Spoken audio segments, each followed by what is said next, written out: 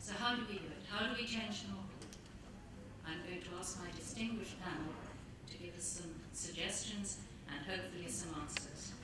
So, Elizabeth, I'll start with you. Elizabeth is the President and CEO of OPIC, and it's no secret that OPIC has been a catalyst and a champion for investments into African energy projects.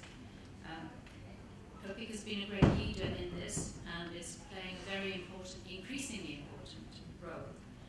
I'd like to ask Elizabeth to tell us how she sees OPIC as a platform to catalyze co-investments in the energy sector.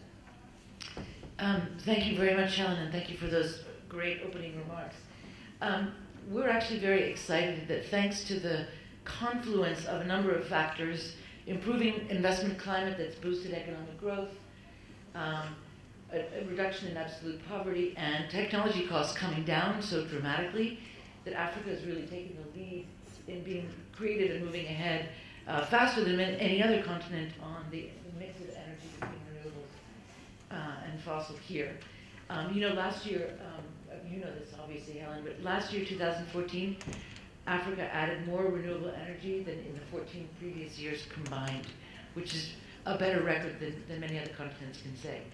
So OPIC has actually been a beneficiary and very privileged to take part in that. Since 2010, when we determined that renewable resources would be our key sector priority, we've seen our portfolio grow tenfold in Africa on renewable energy, and actually 100-fold since 2008. We're financing everything from large-scale geothermal like Ormad in Kenya to a solar facility here in South Africa to large-scale wind projects like Turkana in Kenya and Kaiba in Senegal. Each of these facilities bringing dramatic reductions in costs either to the off-taker or to the end consumer. So we've been very excited to take part in this. I should also say that we have a significant number of natural gas deals too, so it's not just renewables at this point. And this really is sort of emblematic of what we're doing across the continent. Our portfolio in Africa itself, across the board, is not just renewable energy, it's infrastructure, health, education, water, etc. But here too, our portfolio has grown significantly. We're doing about $1 billion a year in financing and insurance on the continent, of which a significant portion is in the renewable sector.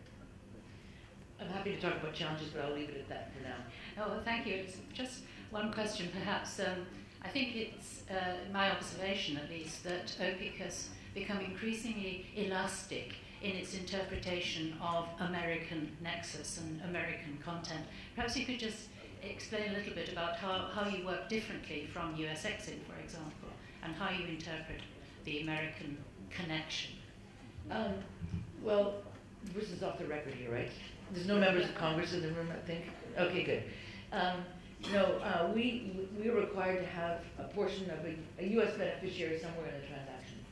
And the rule of thumb for us is that 25% of the equity in the project needs to be a U.S. flag or U.S. passport.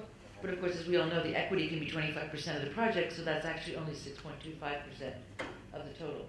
What we've liberalized recently is to say that test, that U.S. nexus requirement, can be met not through equity, but through other arrangements like EPC contracts, O&M contracts, franchise arrangements, even surety bonds, or some combination of those.